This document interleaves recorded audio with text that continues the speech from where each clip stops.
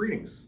My name is Justin Lindquist. I am a board-certified general neurologist in private practice here in Central Florida. I have a long history of practicing both in the out and inpatient environment and even doing telemedicine as well. The reason I'm producing this video today is because I think there is a need for what I refer to as practical neurology, or neurology for the non-neurologists, such as emergency physicians, internists, hospitalists, and the general population at large.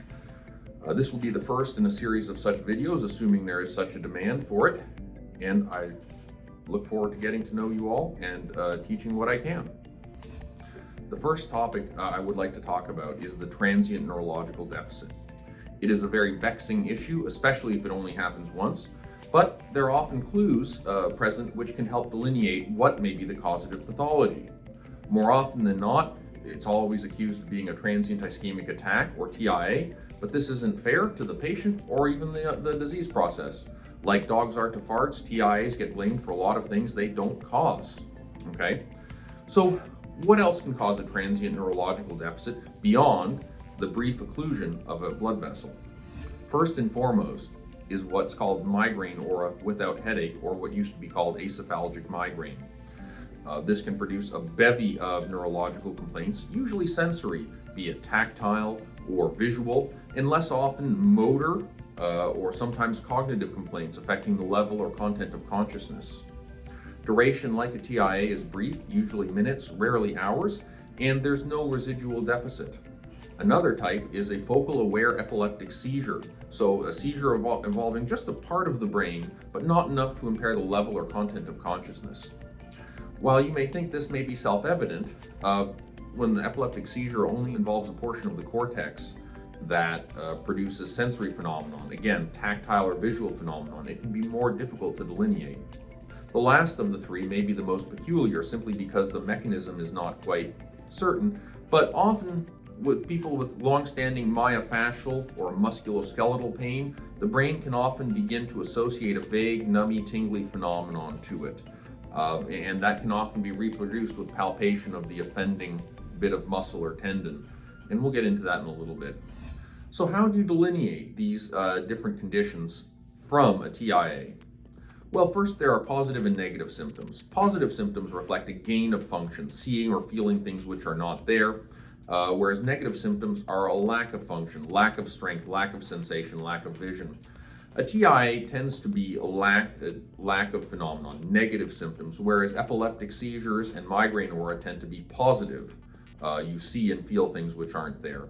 It's not a hard and fast rule, but it is a general guideline. The second issue is, how did it evolve? A TIA's deficit is maximal at or near the time of onset and then gradually improves over minutes to sometimes hours. Migraine aura tends to develop over a period of minutes. It evolves over a period of minutes, both in regards to its character and the location of the phenomenon. And then duration, usually 10 to 30 minutes. Sometimes with a motor deficit, it can last longer. But yeah, those are some of the cardinal ways you can differentiate between the two. Furthermore, an epileptic seizure or migraine aura will not abide by vascular distribution. Okay, a TIA will affect only the portion of the brain fed by a specific artery. But migraine aura or epileptic seizures are not so limited. Okay, so you can have an evolution of deficits outside of the vascular distribution of one artery. Last night I saw such a patient who had deficits involving at least 3 arterial distributions, and lo and behold, it was the 4th such time he had had this phenomenon over the past year, and it was clearly migraine aura without headaches, so I recommended he be discharged home from the emergency department. In terms of the myofascial pain, you'll have a vague, numb, or tingly phenomenon that does not abide by the distribution of a specific nerve or nerve root, and can sometimes be precipitated with a specific movement. There may or may not be some felt muscle pain in that area, but often the tingliness is referred and can radiate. In all three of the above, there's no real biomarker, there's no blood test you can order to confirm that this happened. Even with an epileptic seizure, you can only happen to catch it if an EEG is running at the time. So these are diagnoses that you need to be aware of in addition to TIA in regards to the transient neurological deficit. Beyond this, there are some other phenomena such as paroxysmal movement disorders, but that tends not to bring someone to the emergency department and not result in a very expensive inpatient evaluation. And this is the bulk of my presentation here today. I hope you enjoyed it and learned something. If you have any questions, please feel free to ask them, and I will do the best I can to answer them.